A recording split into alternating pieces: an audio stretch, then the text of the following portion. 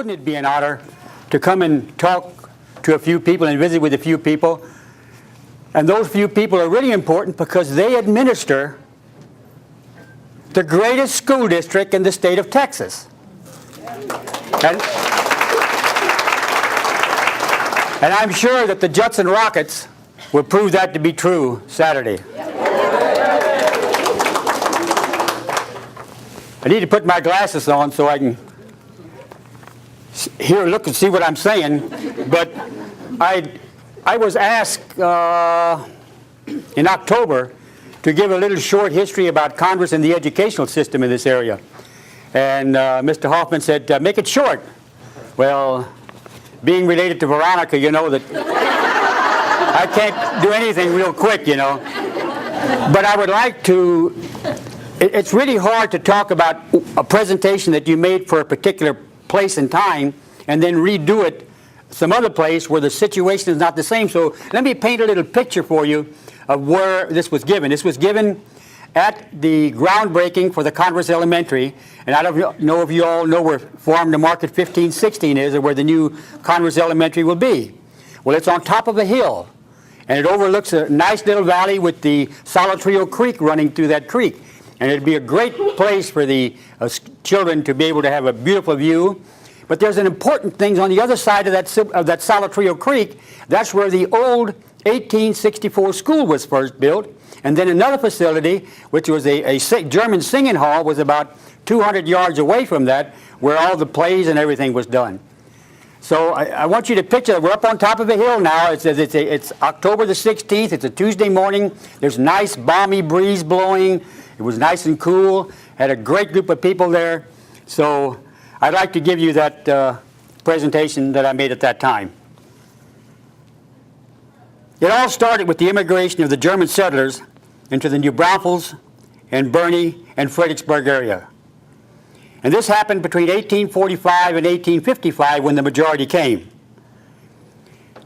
And I might also have to add something. I have to use notes because if I don't, I can talk about everything. I can talk about fishing trips, taking the family out camping, you name it. I can do football games, taking the films. I took the films for 16 years for the Judson Rockets, so I've got to use notes, otherwise we'll never get finished. So when the children of these German settlers got married, they wanted their own farms. And they started buying property west of New Braunfels. I guess they believe in the old adage of, go west, young man, go west. So they did. They went west towards San Antonio into the areas now known as Converse, Randolph Air Force Base, Selma, Universal City, Kirby, Live Oak, Schertz, Cibolo, and Marion. Our records of these German families that settled this area are quite limited. Even so, Converse and the surrounding area evidently owes much of its present status to the rich cultural and religious heritage that was brought over by these German ancestors. These settlers cleared much of the raw land for farming with an axe and a grubbing hoe. The work was hard and required large families and a close sense of community for the people to survive and prosper they did. They constructed homes and barns with the help of neighbors. Field work was often a community effort. And I believe that this sense of community is still seen in this area today and can be felt. Before the Civil War, the surrounding Converse area began to grow with the arrival of families like the Stoppers, the Rials, Biesenbachs, Claussens, Schertzes, and others. These people recognized the need for education. So they built a one-room log plaster schoolhouse on the southeast part of the Stopper property in 1864 to supply that education for their children. And about this time I would have pointed down where that old school was. At about this same time, the federal government commissioned Mr. James Converse, a railroad engineer, to build a railroad line from Houston to San Antonio. And of course, this was interrupted by the Civil War. Upon completion of the Civil War, the then Major Converse resumed the building of the Galveston-Harrisburg Railroad.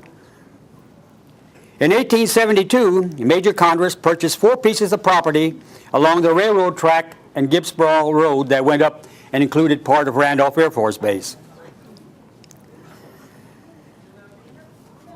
And in 1877, the first train rolled through Converse. It also rolled through Marion, Cibolo, Schertz, and Kirby. These communities were originally staging areas of the section for the railroad as they were built. And of course they later on became towns and are now starting to be booming areas of tremendous growth. The area grew steadily from 1878 to 1932 when the Randolph Army Air Base was dedicated. At that time, Converse had 4 grocery stores with gas pumps, and these were the type that you had to actually pump the gasoline up into a glass bowl that had gallonage marks on it, and then you put it into the gas tank and it gravity fed, not like it is today, everything electric. We also had 2 garage and service stations, and of course, with a predominantly German community, 3 beer joints. We had a blacksmith shop and 2 cotton gins. I'd like to put a little footnote on one of the cotton gins because it belonged to my grandpa, who was quite an entrepreneur. He was also a builder. But he wanted to remodernize his cotton gin, and I think it was 1823 or 24.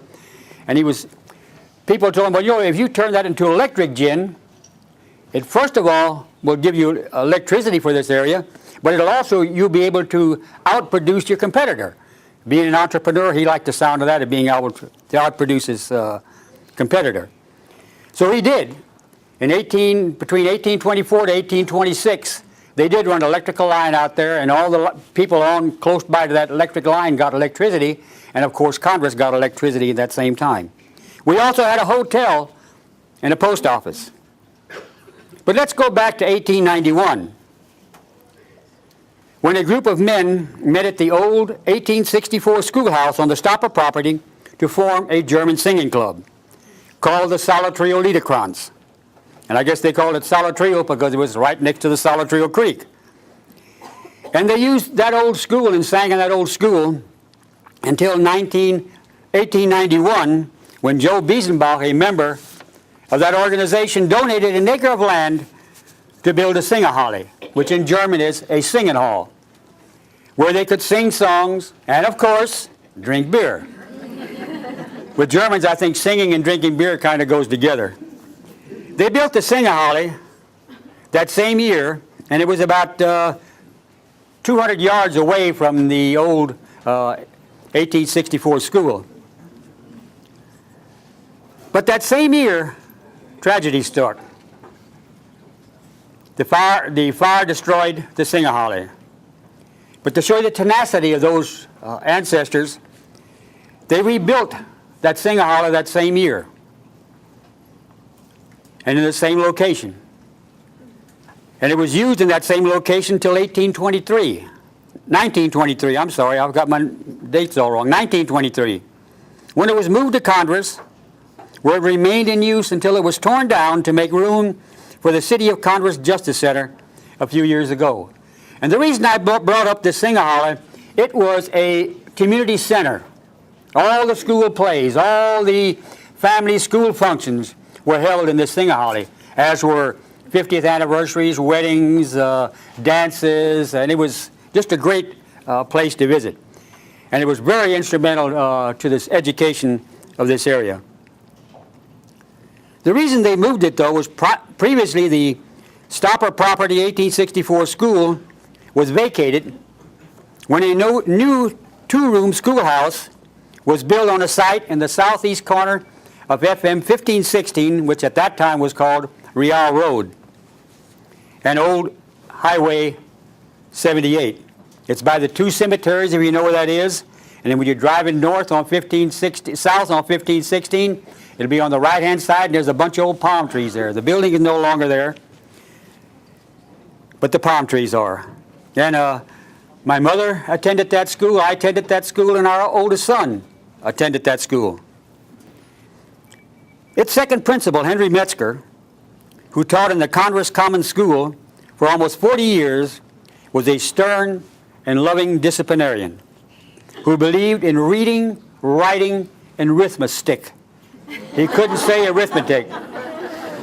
But he believed in reading, writing, and arithmetic. And he told me and many of his people, he said, in that particular time, in the late 30s and the 40s, he said, if you can read, write, and do arithmetic, you can become whatever you want in life.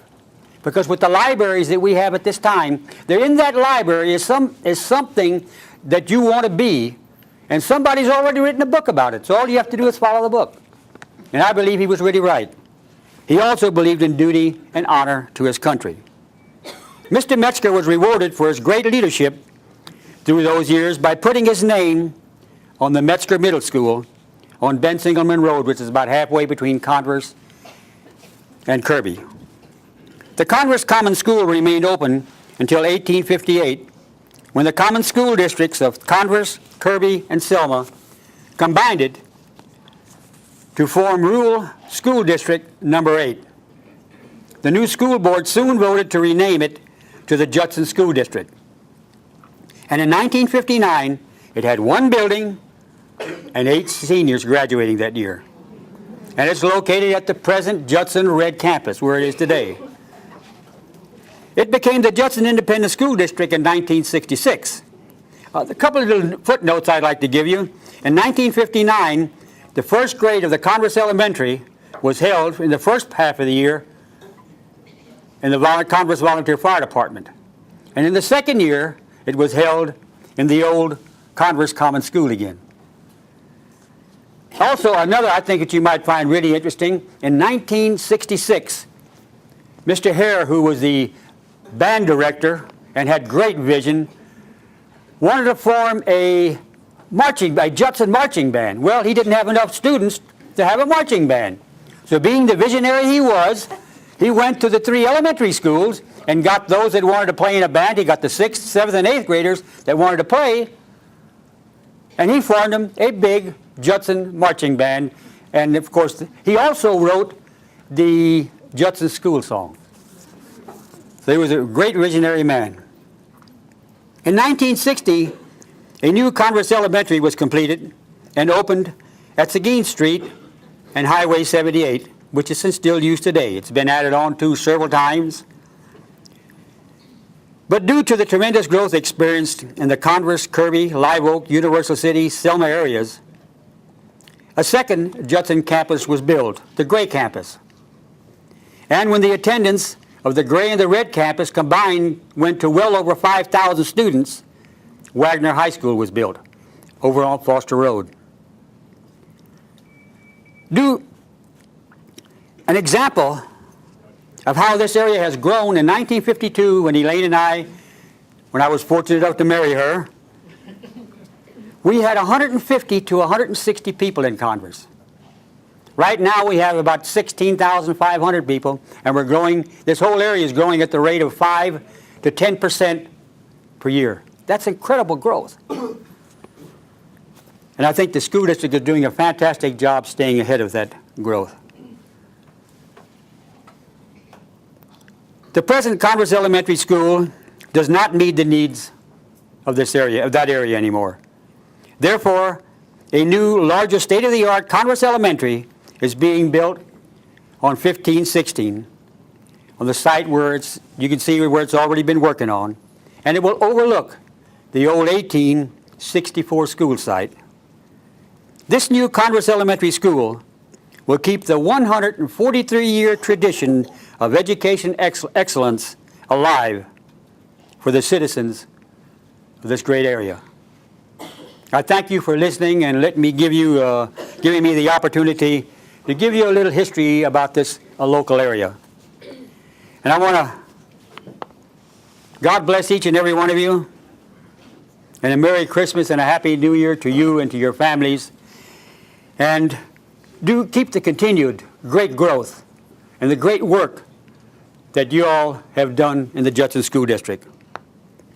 I would add one thing. If there's anybody that has any relatives that lived in this area before the Second World War, 1840s, or has any pictures, we sure would love to get a hold of them, or we'd love to visit with those people that have some of that information, that we can document that and get it down, because almost all those people are all gone now. just a few of us that are left. And hopefully those great stories can be carried on. So if anybody has any information, please contact me through Veronica or call me at home. I'm in the phone book, Howie Marbach. So again, I close, and it's been a joy, an extreme joy to visit with you. And I'm going to close, which I didn't do at the groundbreaking, that I always do. And that is, please don't walk in front of me, because I may not lead. Please don't walk behind me, rather, I will not lead. And I don't know what I'm saying anymore. But it really goes, please don't walk in front of me, because I may not follow. Please don't walk behind me, because I may not lead. Just walk beside me and be my friend. And as friends, there's no limit to what we can accomplish. Thank you.